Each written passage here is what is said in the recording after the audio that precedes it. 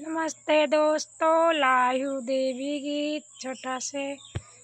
मैया के मंदिरिया जाए कैसे हो जाए कैसे, मैया सोमय भरनी दिया जगाए कैसे, मैया सोमय भरनी दिया जगाए कैसे।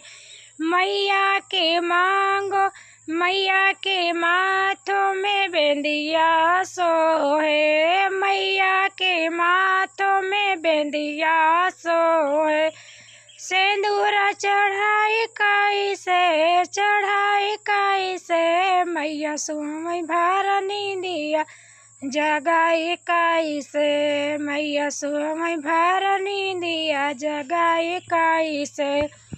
मैया के मंदिर जाए कैसे, मैया सोमय भरनी दिया जगाए कैसे, मैया सोमय भरनी दिया जगाए कैसे।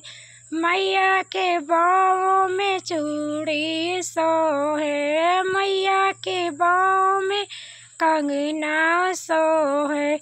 मेहंदी लगाए कैसे हो लगाए कैसे, मैया सोमय भरनी दिया जगाए कैसे, मैया सोमय भरनी दिया जगाए कैसे।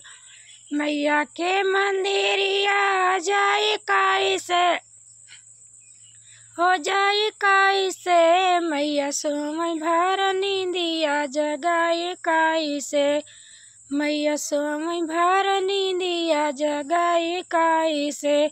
मैया के अंगों में साड़ी सोहे, मैया के अंगों में साड़ी सोहे।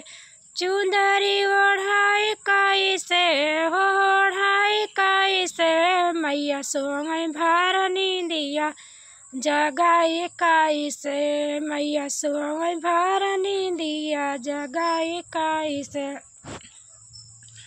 मैया के मंदिरिया जाए कैसे हो जाए कैसे, मैया सोमय भरनी दिया जगाए कैसे। मैया के पैरों में पायल सोहे, मैया के पैरों में पायल सोहे।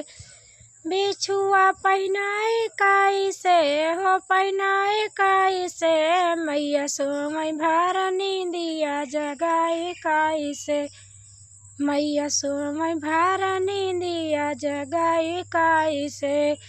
मैया के मंदिरिया जाए कैसे हो जाए कैसे, मैया सोमय भरनी दिया जगाए कैसे।